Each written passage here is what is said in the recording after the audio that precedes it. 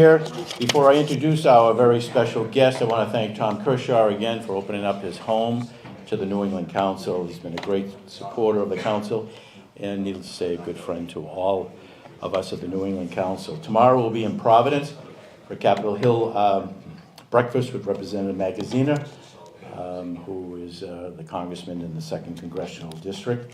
Later this week, Thursday, we head up to Portland, Maine, and Friday morning we have an event with Senator Susan Collins. We've wrapped up October at the UMass Club and host a very special program on Innovates, program looking at some of the incredible innovations in the robotics sector in New England. Congressman Jim McGovern delivered keynote remarks. And as always, you can find more information and register for any of these programs on our website. But today we're very honored to be joined by a good friend to me over the years, and I appreciate his presence here once again today. It's Ambassador John Sullivan, a distinguished resident at one time, South Boston, where he learned how to negotiate, needless to say, between the Gate of Heaven gang and the St. Augustine's gang, and so, but we're really honored to have him here. Truly a dedicated public servant who served under five United States presidents in prominent diplomatic and legal positions. And perhaps, as I already said, we're so proud to say that he's a Bostonian native. More recently served as U.S. Ambassador to the Russian Federation from December 2019 to October 22 under both, again, President Donald Trump and President Joe Biden. Prior to his post in Moscow, he served for nearly 3 years as U.S. Deputy Secretary of State, during which time he was responsible for formulating and executing U.S. foreign policy and managing the State Department's global operation. Previous posts include Chair of the U.S.-Iraq Business Dialogue under President Barack Obama, Deputy Secretary of Commerce under President George W. Bush, Counselor to the Attorney General under President George Herbert Walker Bush. But today he's a distinguished fellow at the School of Foreign Service at Georgetown and a distinguished fellow at the School of International Public Affairs at Columbia University. He serves as a contributor to CBS News. He's a partner of the law firm of Meyer and Brown, where he co-leads the firm's national security practice. As if all that is not enough to keep him busy, he's recently published a book, and the book is Midnight in Moscow, a memoir from his front line of Russia's war against the West. Copies are available for purchase here today if you're interested. I'll just give you a quick review of some of the people who looked at the book. Needless to say, it's a book that is nonfiction, but it's a thriller to say the least, and it's really worth the read. But here's a couple of the reviews. Midnight in Moscow is nonfiction that reads like a thriller with rich personal details. John Sullivan lifts the curtain on the real Russia, offers a compelling portrait of tough, effective diplomacy in a complex world. Wendy Sherman, former U.S. Deputy Secretary of State.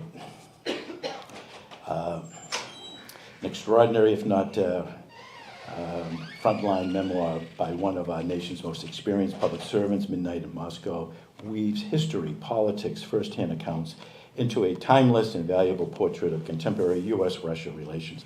Ambassador Sullivan's remarkable narrative gives policymakers and casual readers alike a rare glimpse into the makeup and the future of one of the planet's most challenging and critical bilateral relationships. Governor John Huntsman, who was the former U.S. Ambassador to Russia and China. And then finally, Midnight in Moscow is an eloquently written and riveting account of serving in the toughest diplomatic post in the world.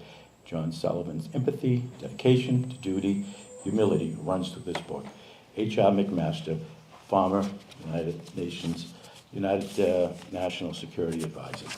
The only thing that I would say that we have an issue with the ambassador is his tie. It's not BC High tie, and he's going to talk about that, but he's probably a Yankees fan too, I don't know. But with that, let's give a very warm welcome to the honorable, the most distinguished public servant to ever serve in the State Department in our nation, the Honorable John J. Sullivan.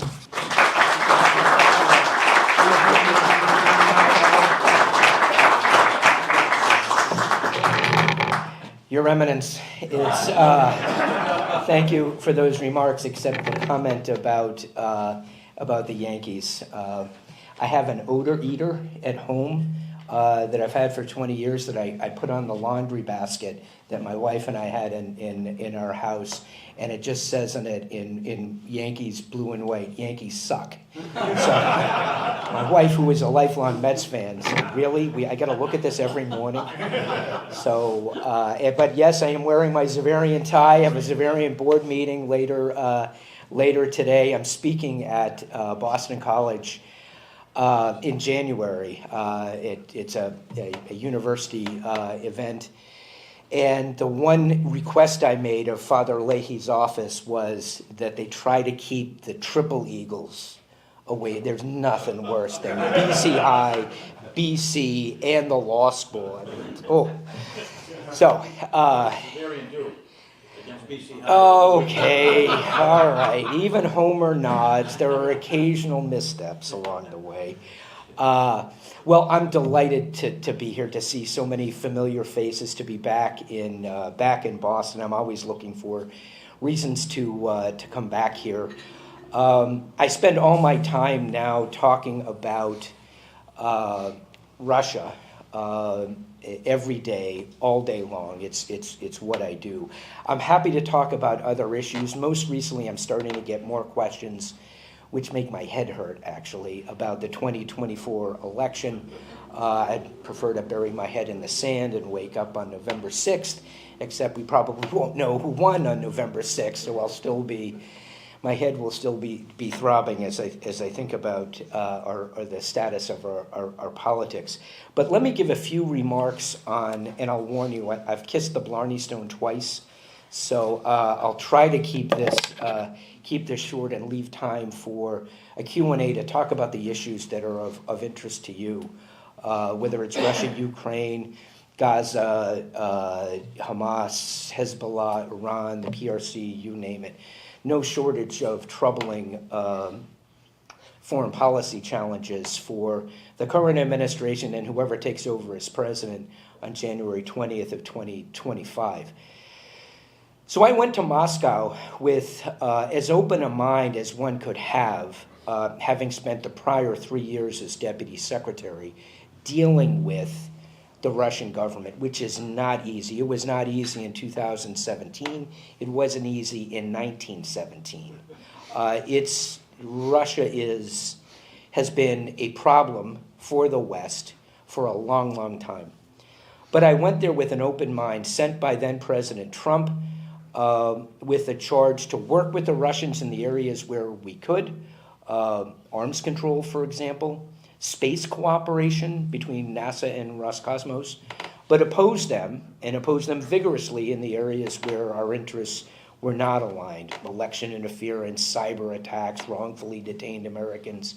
The list then was as long as my arm, and now it's as long as a Celtics player's arm. It's just grown. But I emphasize, I went there as a Russophile. I really had an amateur Russophile. I don't speak Russian. It's too hard. I'm not good at languages.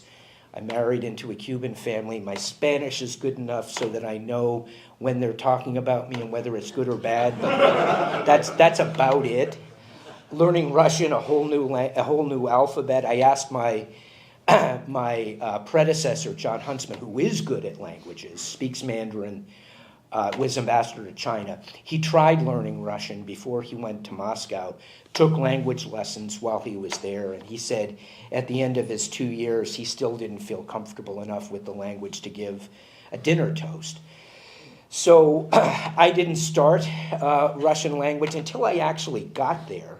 I wasn't going to do it at all, and I got there, and I was just hooked. I love Russia. I love Russians.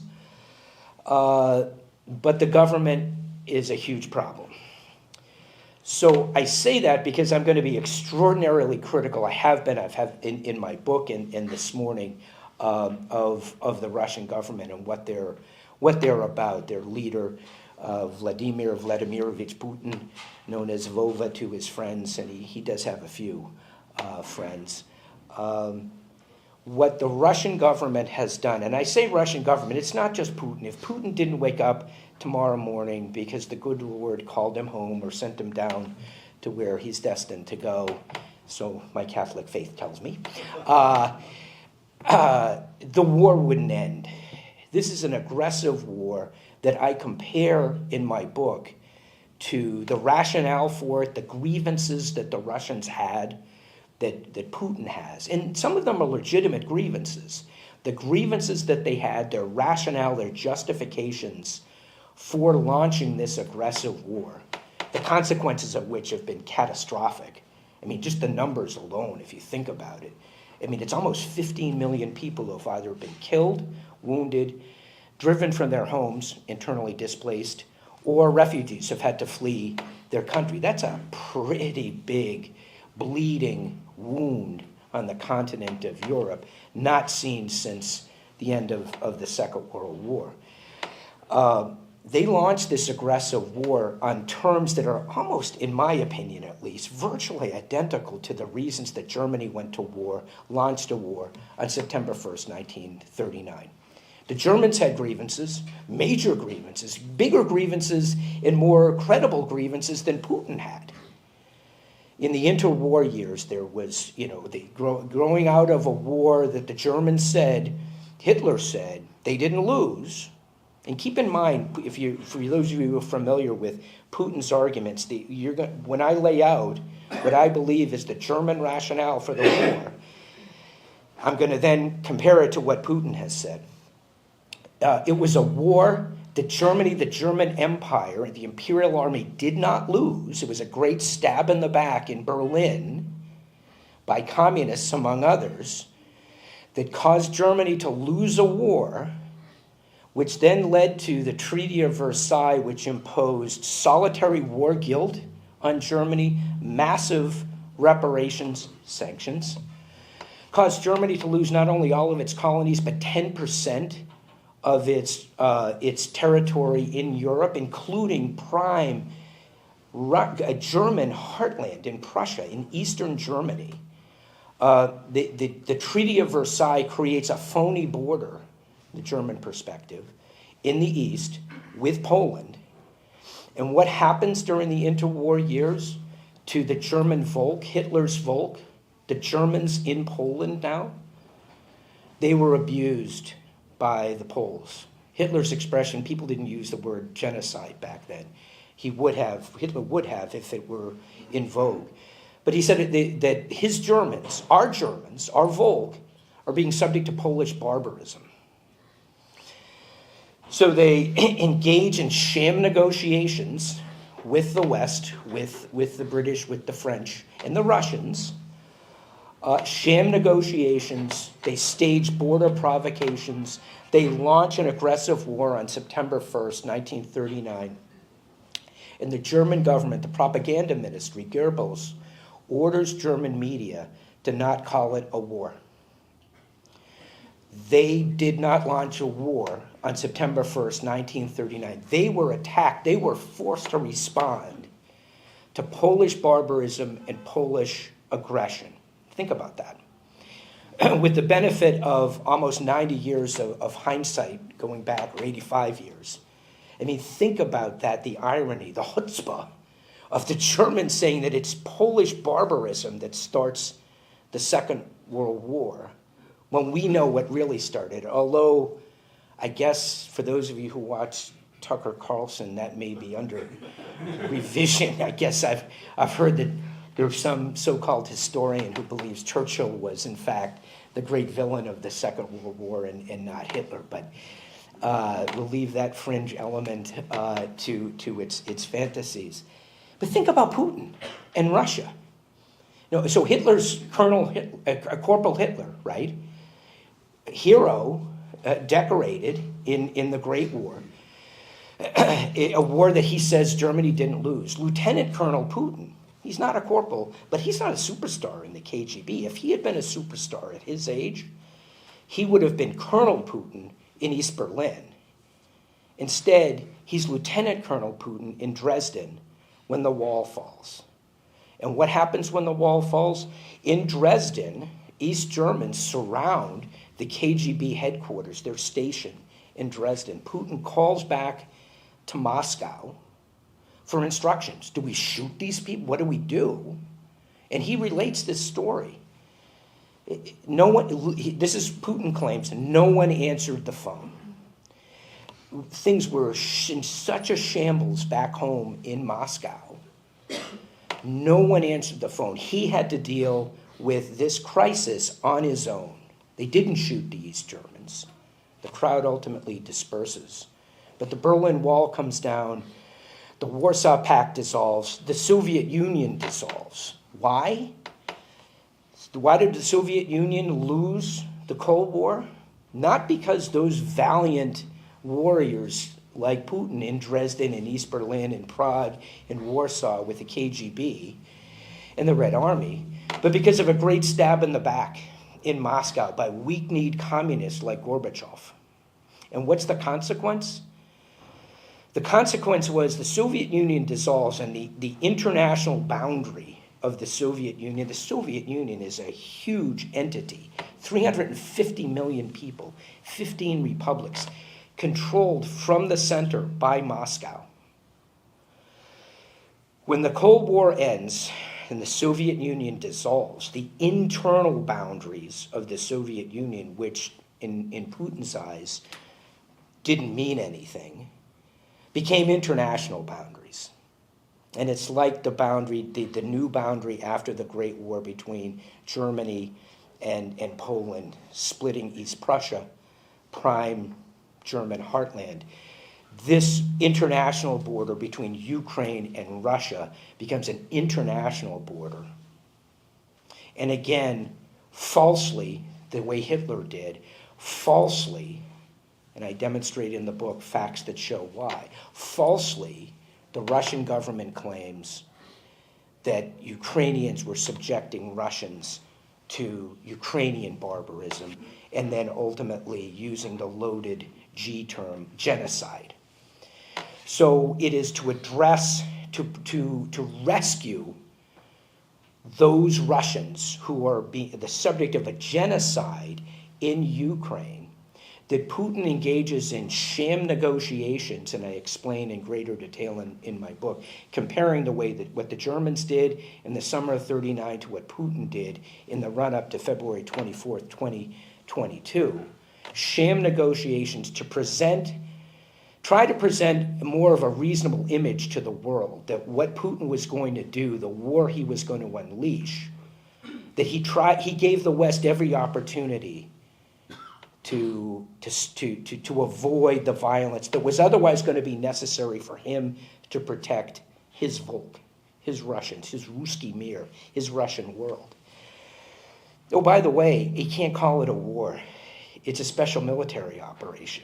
I mean, the parallels between what Putin did and what Hitler did, and I'm not saying, and I make this clear in my book, I'm not saying Putin's Hitler, but the aggressive war he waged, he launched on February 24th.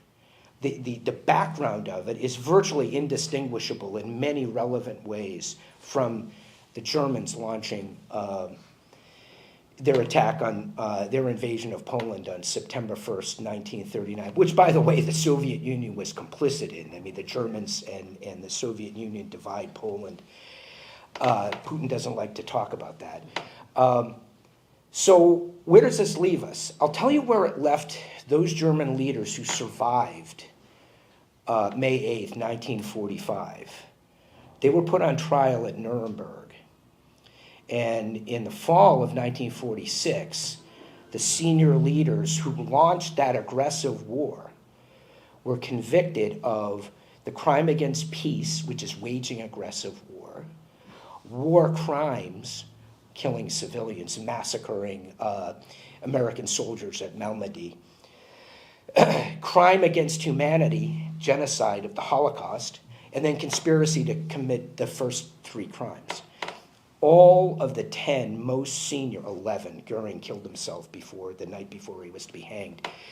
The 10 10 senior leaders, German leaders, who hanged as a result of the judgment of the Allies, including the Soviet Union, were convicted of the crime against peace, waging an aggressive war. That whole record that I just spelled out to you of what Hitler did, what he was about, what the Germans were about in August of 1939, that's all from the record at Nuremberg. Our chief prosecutor, the U.S. chief prosecutor, Justice Jackson, if you read his opening statement to the tribunal, his summation to the tribunal, it's really compelling. It's an amazing description of what happened in the late 30s. And what he says, and the same thing can be said of Putin, what he said was Germany had major grievances in the 1930s. I spelled out some of them for you. And the United States, his country, contributed to that. And that drove Germany to its knees in the 20s. And then when it started to pick itself up, made it susceptible to the appeal of National Socialism starting in 1933. So Jackson is critical of the United States, of the Allies, and says, yeah, Hitler had grievances, and he could do anything. I'm reminded of the old Meatloaf song. I'll do anything for love, but I won't do that. He could do anything to address those grievances except launch an aggressive war. You can say the same thing about Putin. Whatever you want to say about the expansion of NATO, I'm happy to talk about that. I have pretty firm views on why that is such a wrong way to view this conflict. Whatever grievances Putin had, and they were not as substantial as the German grievances in the late 30s. Whatever grievances he had, he could address them in whatever way. He could shut off energy to Western Europe, to Eastern Europe, through gas supplies. He could put pressure on economic pressure. The energy is one of his major levers. The other is nuclear war. He can't threaten nuclear war, but he sure can manipulate energy. And the Russians have been doing this for a long time. He could do anything to address his grievances except launch an aggressive war. And that's what he's done. So let me just wind up here by saying this has major implications for the United States. And I'm happy to talk about those, but I want to focus in particular on politicians here in the United States who I believe are playing politics with U.S. national security. I think that what the Russians have done, and we can broaden the scope to include, Secretary Blinken, my friend, has been cautious about using the term Axis to describe Moscow, Beijing, Tehran, and Pyongyang. But what's happening in the world, whether it's the war in Gaza and in southern Lebanon, or the threats to Taiwan, the war in Ukraine, this is all interrelated. In fact, in ways more profound than the Empire of Japan and Nazi Germany's wars were, which the Roosevelt administration ultimately had to confront for more than 2 years, right? After the war starts in Europe on September 1st, 1939, and long before that in Asia.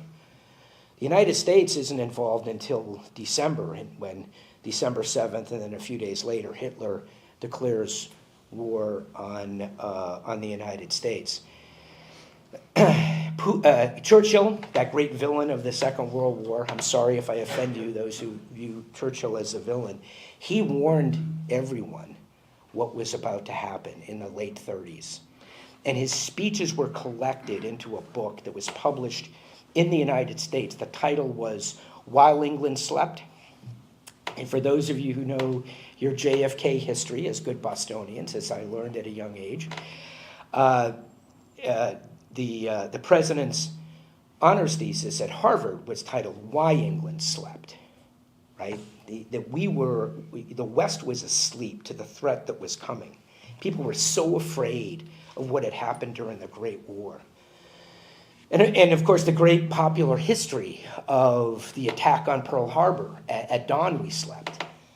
We're asleep now, And politicians are playing politics with U.S. national security, not speaking frankly to the American people about the dangers that lurk.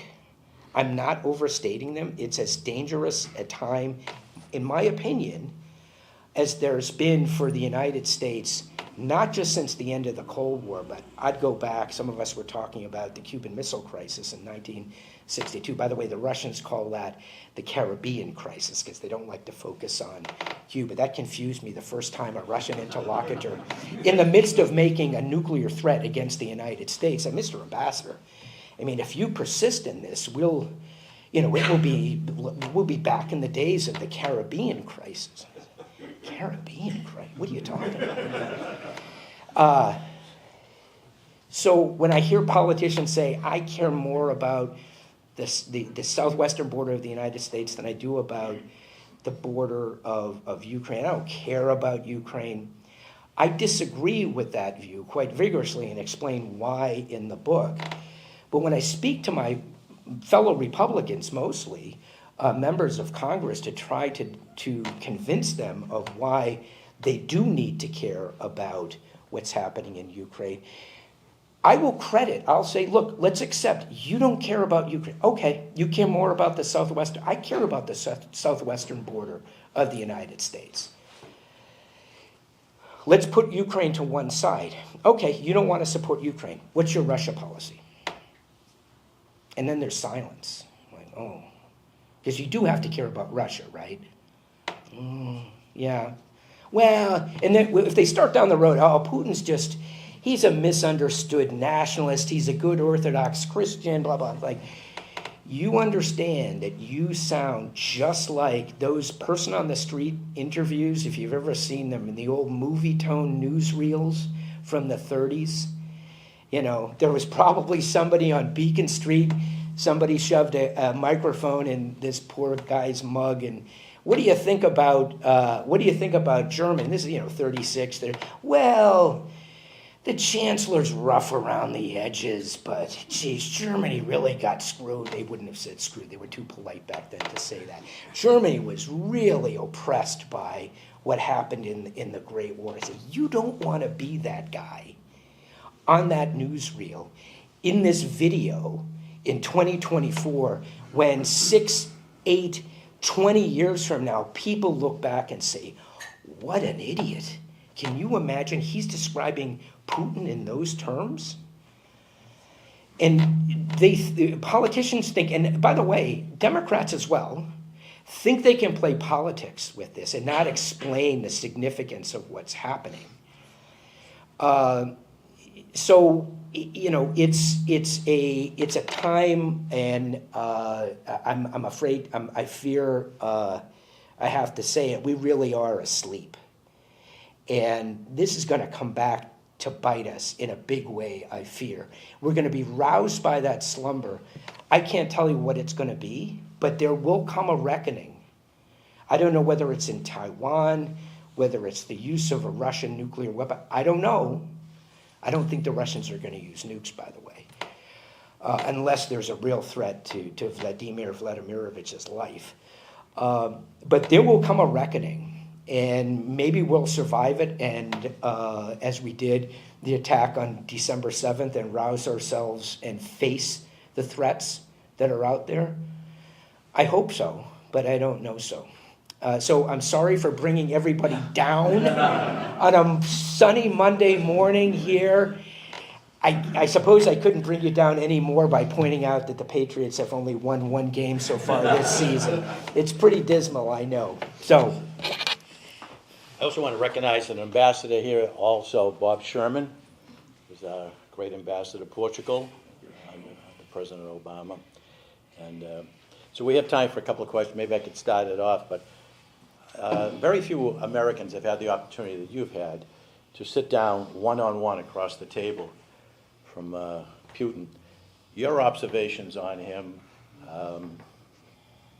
he seems, when he does speak, he speaks softly, but obviously he's in charge. But talk about just him as a person and how dangerous he may be, and his background in KGB. yeah, so I write about this in the book, and I try to make the book relatable to all Americans, including people like me who are fans of gangster movies. I compare Putin to the Paul Sorvino character in Goodfellas, where at the start of the movie, the narrator, Henry Hill, says, Big Paulie didn't have to move fast because Big Paulie didn't have to move for anybody. And that's the image that Putin likes to convey. When he speaks in public, this is KGB training. He's always controlled.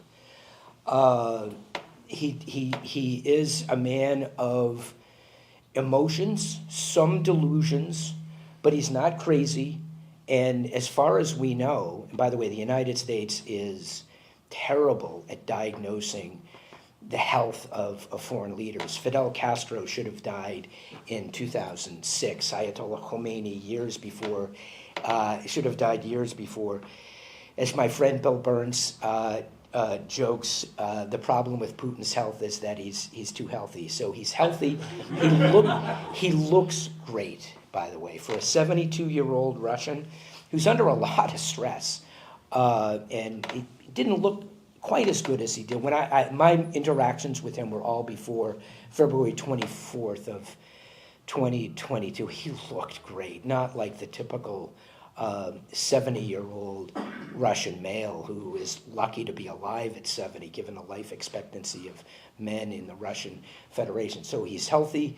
He's got all his marbles. It's just he is as misguided as one can be, and I think he listens to his own rhetoric. It's what he's been brought up on. He's lived his whole life with grievances against the West, and he's also been the victim of his own successes. So he launched on a small scale, the same way Hitler did.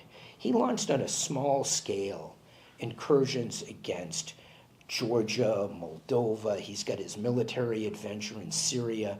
There hasn't been a major pushback by the West, and it's similar to what Hitler did, whether it was the Sudeten crisis or even after the war starts. Right? If you go back to the German invasion of the Low Countries and in France, the German military was very skittish. A lot of German generals warning Hitler. France had the largest army in the world at the time. And of course, they collapsed and Hitler prevailed. And he didn't listen to his generals when they told him in May and June of 1941 that Operation Barbarossa, that the Soviet Union was different from France. He said, "You don't know what you're talking about. You told me not to go into France. I did. This is Hitler's expression. He said, the Soviet Union is a rickety old shack, and we're going to kick the front door and then it will collapse." Putin's got the same approach, right? I mean, his advisors are telling him in 2014, don't send little green men into Crimea. This will be catastrophic for us. Don't support the militias in the Donbass, right? And he did, and he seized Crimea, and he's very proud of that. He will never give up Crimea, never. Or for that matter, the territory he seized in Russia. So when people, to the extent he heard any, and he probably didn't hear that many contrary voices about launching the special military operation, he thought he knew better than anybody, and he didn't. You write in the book that Putin's really not afraid of America retaliating against them invading Ukraine. They saw it in 2014 when they did invade Crimea. President Obama really did very little.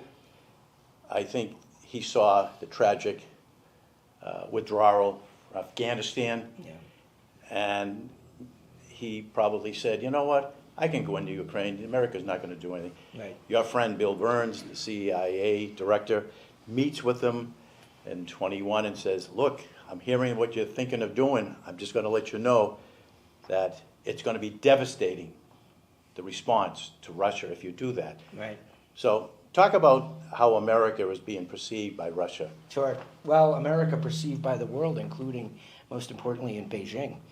Well, first, I'll give you a little bit of insight. So that meeting that Bill had, meetings in Moscow, I was home on leave. I was supposed to be going on vacation when it became clear that the Russians were going to invade. This is late October of 21.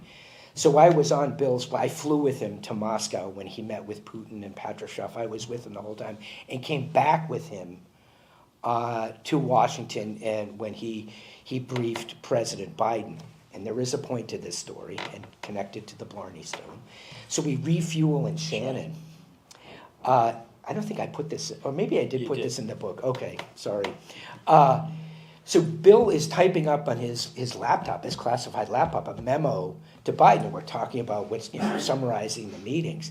So we're refueling in Shannon. We have to get off the plane. So I buy cans of Guinness for everybody who was on the plane, and his security detail, the former Navy SEALs. I mean, they loved it. And Bill took one, and we're sitting there drinking Guinness. After the plane takes off, we're drinking Guinness and writing a Burns and a Sullivan writing a memo to the president. God help us, fueled by Guinness. What could go wrong?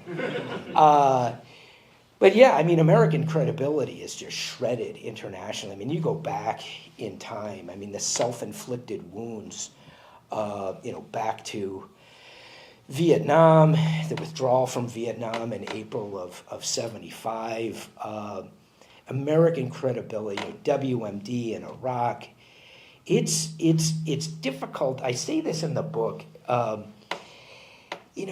America is such a hugely important, powerful country that we can get away with doing that as frequently have. But boy, we don't have many toes left on our feet. We've shot ourselves in the foot so many times. Afghanistan is the latest example. I don't say, and I think I make this clear in the book, I'm not saying that what happened in Afghanistan prompted Putin to say, aha, I can invade Ukraine.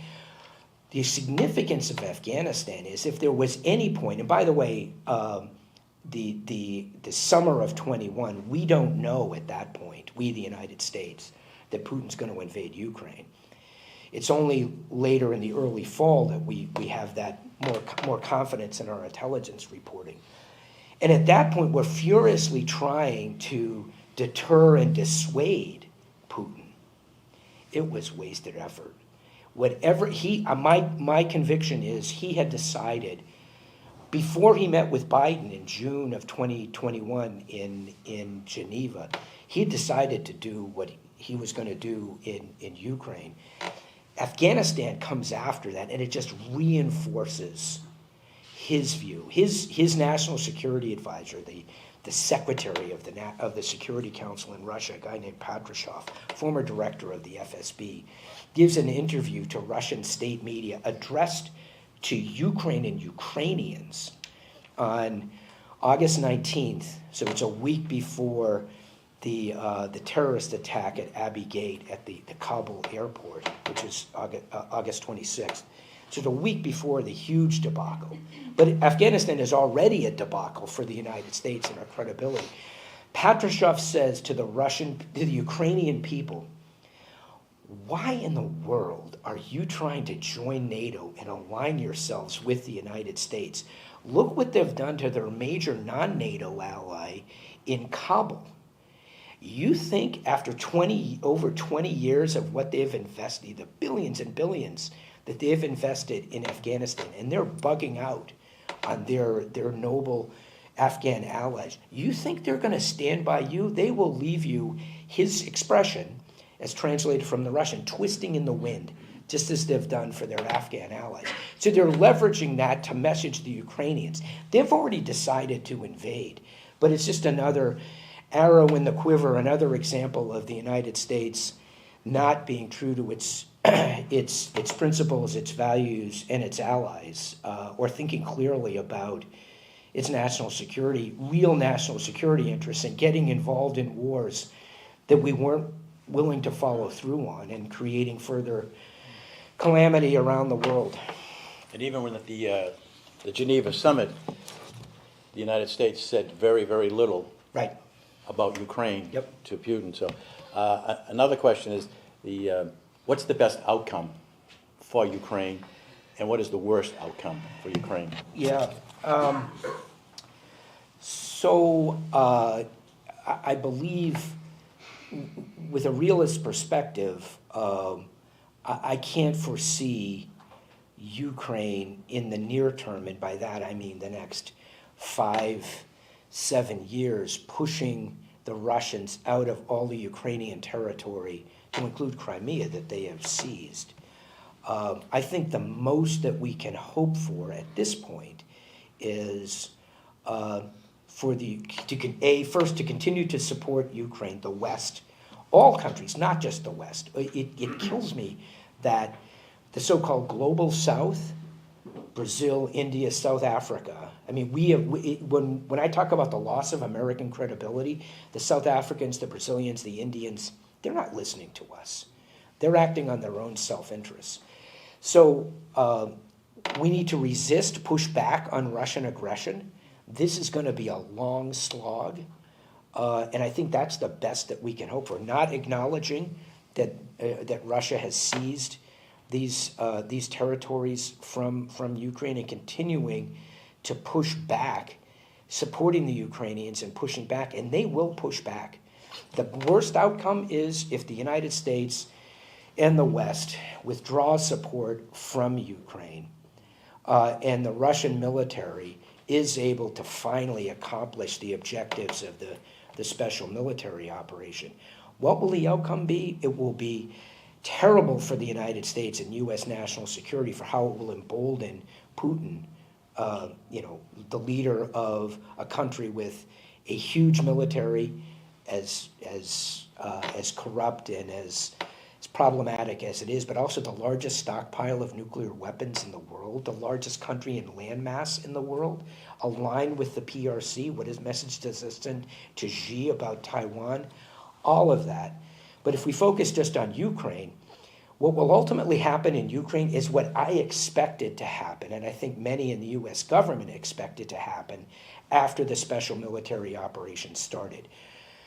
We were good about predicting what the Russians were going to do. We were not as good at predicting about how successfully the Ukrainians would resist. And what we were expecting was a Russian occupation of a large chunk of Ukraine, and supporting a Ukrainian resistance, guerrilla movement against Russia. No matter what happens, whether it's a frozen conflict, whether the Russian military pushes further into Ukraine, Ukrainians are never going to surrender. It reminds me. My grandparents are from Galway. I think about Ulster, right? Imagine a huge Ulster on the continent of Europe. Ukrainians and Russians are going to be killing each other there, even if not through their militaries, for a long time to come. There are so many scores to be settled. It's going to make the troubles in Northern Ireland look like pretty small potatoes, I'm afraid. Yeah.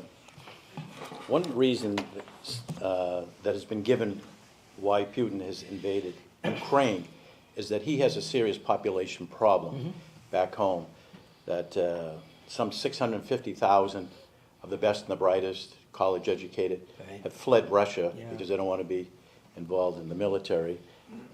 They have the lowest graduation high school and college in years, and people are now predicting 10 years from now they may have half the population they have right now. Right. So your thoughts on this problem of the population?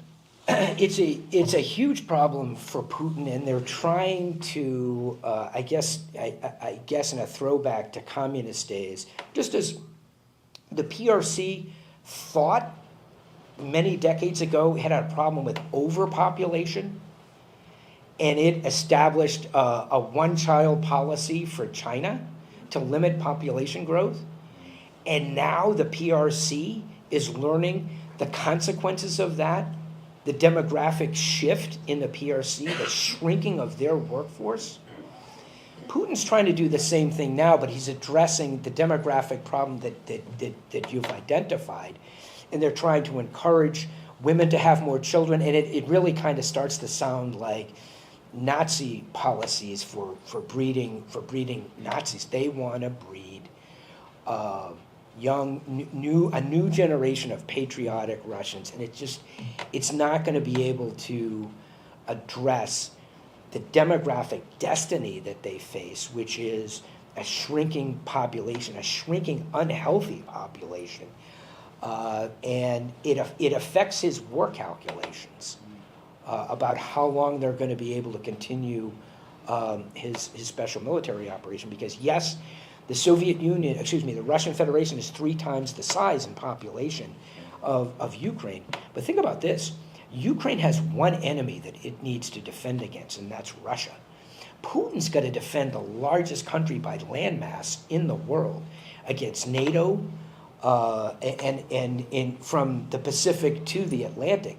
So he can't just shift from his view, his paranoid view, every soldier, every sailor, every airman to the front in Ukraine, because he's denuding his defenses across the Russian Federation. So big problem for Putin. And then, how involved is the Russian government in the 2024 presidential election? We saw a little of it in that case down in Tennessee. Yeah. The company. Just talk about their involvement.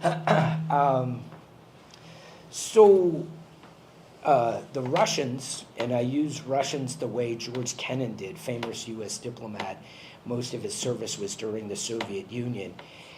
He would use Soviets and Russians interchangeably in most of his famous writing, and I'll do the same. The Russians, the Soviets, they've been doing this for a long, long time. They've been killing opponents of the regime, whether it's Trotsky in Mexico City, Skripal in Salisbury, the murder in Berlin. I mean, that's what the KGB, the FSB, what Putin, the Chekists like Putin do.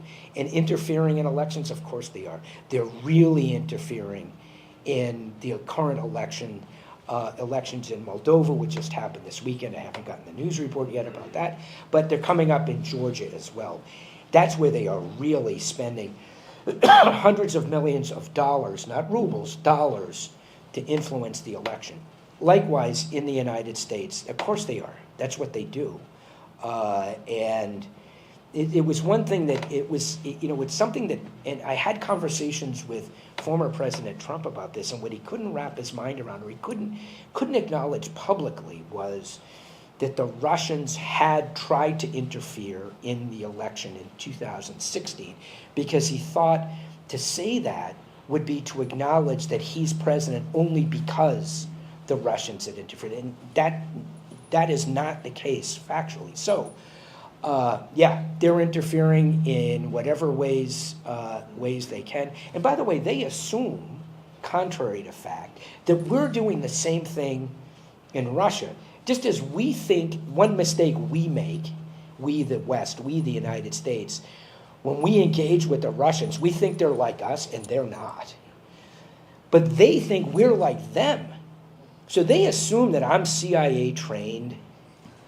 I look like, I may have grown up at 6th and F Streets in South Boston, but I'm not CIA trained. I am a member of the Castle Island Association. I don't know if that counts. No, but honestly, they assume that we're doing to them exactly what they're doing to us. And I can tell you, having been on the inside, that is not so. We have time for a couple of questions. Gentleman in the back, this is your first Yes, it is. visit Good morning. to the New England Council. Thank you for your public service and for sharing your insights with us this morning. I have 2 questions, if I may. Did you bring a book for me to buy for me today? Or Oh, get please. that signed off? We have books.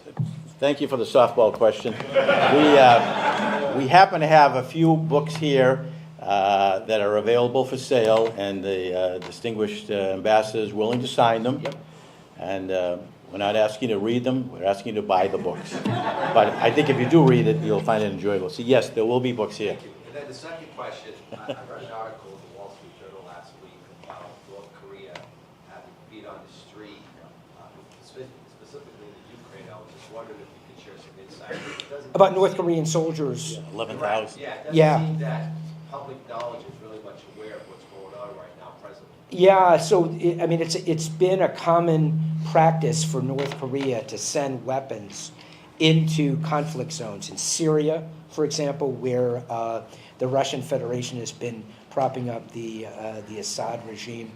So when they send weapons, they also send technicians to help with the weapons.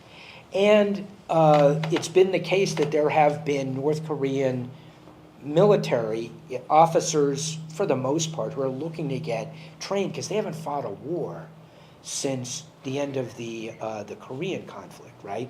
And it's the same concern that Chinese leaders, that leaders in Beijing have about the PLA, the People's Liberation Army. They haven't fought any type of war since they had a border conflict with Vietnam in 1979. So it's a way for the North Koreans to get some combat experience for their troops because they are expecting a war with South Korea. And that's why I say the interconnected problems, the axis of Moscow, Beijing, Tehran, and Pyongyang. Pyongyang may be the tail in terms of power, but they do have nuclear weapons, we know, unlike Iran. So they can't be underestimated. And as President Trump called him, Kim Jong-un, Little Rocket Man, yeah, that's what they do, and that doesn't surprise me at all. By the way, if you think about it, I write about this in the book, that the concerns that we in the United States have about providing weapons, and God forbid, sending U.S.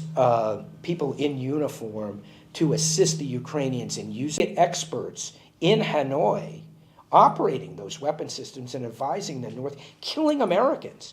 They had Soviet pilots flying sorties against American aircraft, shooting down Americans. Now, on the other hand, we supported the Mujahideen in Pakistan and in Afghanistan, killing Soviet troops that were in Afghanistan. So we've done this through proxy before. Now, what's different in this case is that the weapons would be used on Russian territory. But if you take Putin at his word, every Russian who's killed in the Donbass or in Crimea is killed on Russian territory because that's part of Russia now. So I believe you won't get the administration won't confirm, I think, the numbers of North Koreans that the Ukrainians and the South Koreans have said are actually deployed in Ukraine. I don't know the precise number, but I'd be shocked if they weren't there. Lenny Glenn. Hey, Ambassador, thank you for your service. I want to ask you to comment a bit on President Trump's relationship with Vladimir Putin, which we learned last week continues apparently on a private basis with multiple phone calls. J.D. Vance has been very direct, explicit. I don't give a damn about Ukraine. Right. To what extent is this ticket Putin's hope for a clear path to victory in Ukraine for Russia?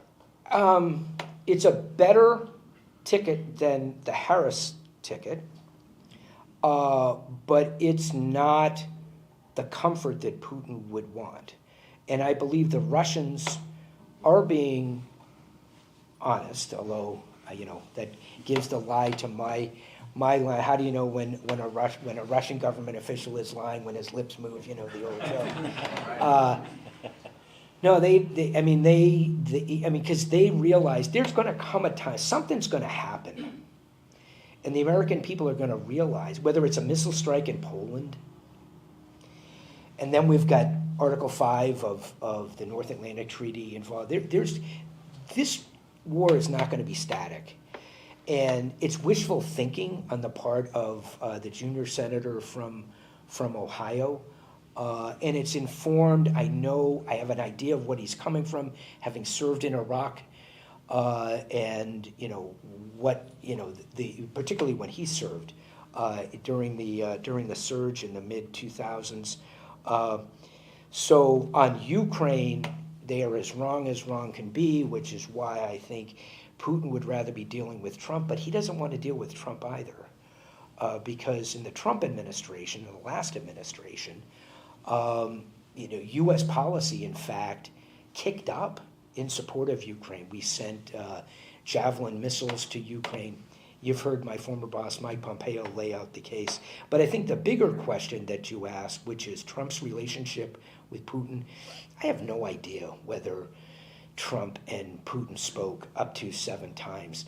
I'm skeptical, and I'll tell you why. First of all, it would be bad if they had, because the U.S. government, Biden isn't speaking to Putin. A former president speaking, unless instructed by the U.S. government, but I am 100% certain the Biden administration is not using Donald Trump as a back channel to the Russians.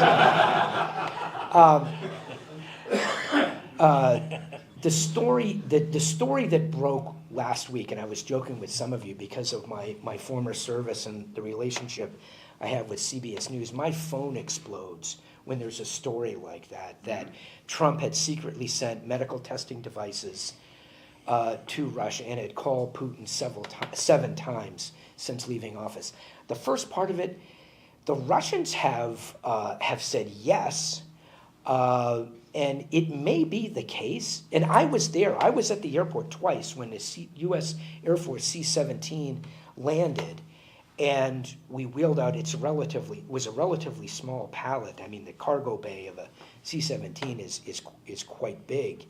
And there was, one little pallet in the middle of this big aircraft that had shrink wrap on it, and I assumed was ventilators. The Russians had sent ventilators to us, I think on April 1st. Which turned out to be dangerous. They caught fire. They weren't no longer used in Russia. We had to store them in a warehouse. Anyway, 6 people got killed in ventilator fires in Russia. We returned the favor. We didn't send dangerous ventilators. We sent operating ventilators to Russia, and they came in 2 tranches, 2 different flights. Were there medical testing devices for COVID mixed in with the ventilators? Maybe. If you had said to me as I'm standing on the airport, in addition to the ventilators, there are a couple of COVID testing devices in there, I would have said, yeah, okay, so. That might have actually been a legitimate diplomatic maneuver. I mean, But the story was, here's where I think the story's wrong, that Putin said, I need these for my personal use. Send them to me secretly. I guarantee you Putin did not do that for a couple of reasons. First, what would that say about the Russian healthcare system and Russian medicine and technology? While they're promoting Sputnik V, their vaccine, there's no way that Putin would want to run the risk that somebody listening on that call would say, Putin's getting testing machines from the United States because he doesn't trust his own doctors and industry. And second, what does he have an FSB? If he needs testing machines, what does he have an FSB, the successor to the king? But if not to steal something from him like that, right. It just didn't make any sense. So that makes me skeptical about the story generally. 7 phone calls. Would Trump do it? I'm more skeptical that Putin would do it. Which is why, and the Kremlin has denied it, and Trump has denied it. Trump has denied the testing devices. The Kremlin has said yes. I think Pompeo may have said something. I don't have a recollection of there being testing devices along with the ventilators. But as I say, if at the time, so the story is Trump's giving these valuable, precious devices to the Russians, and you would have said the same thing about ventilators at the time. It's like, if we're giving them ventilators, anyway, so it's a bad thing if he actually spoke to Putin about what? And as I write in the book, I mean, Trump's approach to Putin was the most telling example, I think, of how he approached Putin was when Putin was reelected in March of 2018. He had a phone call not long after that, as the American presidents occasionally did with Russian leader. And General McMaster, we prepared a card with the president's talking points for the call. And it was usually the case, and I'd seen this, it's happened several times with HR. I mean, HR, for those of you who don't know him, he's a tank commander, right? He's the hero of the Battle of 73 Easting during the Operation Desert Storm. So he's George Patton. He just goes into the Oval Office and he just starts rat-a-tat-tat talking at Trump. Trump is not paying any attention to what he's saying. He gives him the card, and Trump would just sit there, fold his arms, completely ignoring what HR is saying. So I didn't see it for this. I wasn't present in the Oval for this call, but I was actually, this is one of the calls where I was listening in. The card has in all caps, in bold, at the very top, do not congratulate Putin on his election victory. And then the rest of the talking points are in regular font. And what's the first thing that Trump? Vladimir, way to go, big guy, big victory. And we're all like, oh God. But what he said when we're like, WTF? What? And we're like, what? It's like, how am I going to have a conversation with this guy if I don't acknowledge what has happened and that he's going to continue as president? Of course I have to mention it. So it then devolved into a discussion about congratulate versus acknowledge. And it's a fine line to walk. I was put in that position myself. I was the first senior American, when I was deputy secretary, to visit Baku, Azerbaijan, and the president, Aliyev, had been reelected with 99.3% of the vote. And what do you say, right? I mean, if you congratulate him, though, what does that say about our commitment to democracy around the world, including in the opposition in Russia? So Trump's attitude to Putin was, I need to establish a personal relationship with this guy and do deals. And that's the same, but that wasn't unusual. That wasn't a special view he had with respect to Putin. He felt the same way about Xi, about Modi, about Prime Minister Abe. He became a friend of the late Prime Minister. Abe was, in my opinion, the leader, the Western leader, who figured out how to relate to Trump without compromising Japan's interests, getting along with Trump, and it wasn't just letting him win at golf. And I was there, I was the acting Secretary of State when Abe visited Mar-a-Lago for 3 days in March, April of 2018. They played golf once or twice a day, and Abe let Trump win. But it was a masterclass in how to deal with Trump. And I would say that to any leader today, world leader today, is wondering if Trump's reelected.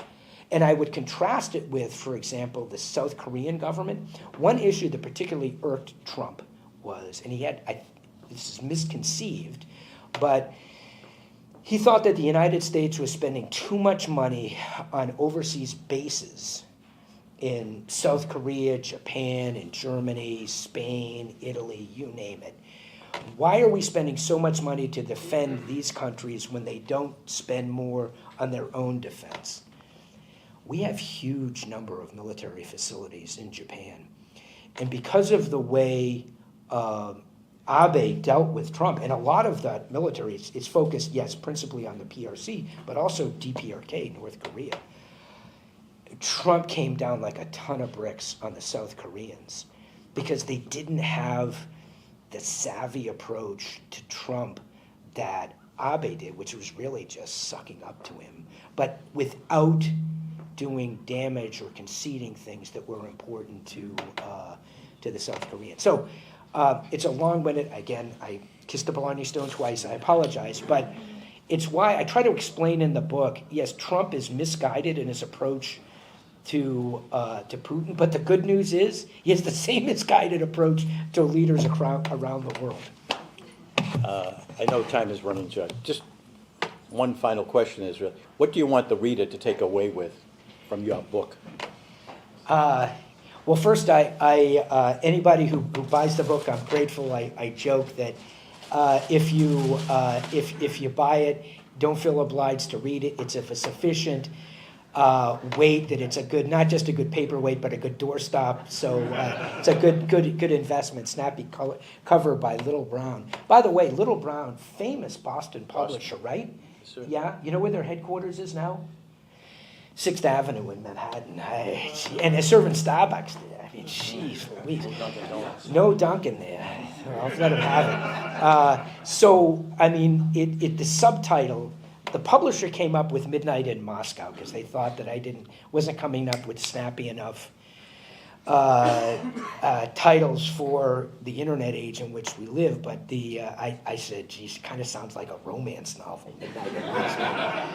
But they said, oh no, it'll be great on Amazon. So the subtitle is, memoir from the front line of Putin's war against the West, that Russia is at war with us and consider us an enemy. It's not rhetoric, it's not name calling. When Biden calls Putin a war criminal or a killer, that's name calling. When Putin says that we're the enemy and that we are at war with Russia and Russia is at war with us, that's not name calling. That's how they think about us. And we're not approaching Russia with the same seriousness that they're approaching us. I remember the ambassador's last press conference in Moscow, and he said, I cannot wait to come home, to go to Sullivan's in Castle Island to get a hot dog. And I said to myself, there's a good man here. So today, we want to give you Oh, boy. your own That's Sullivan's great. Castle Island. That's great.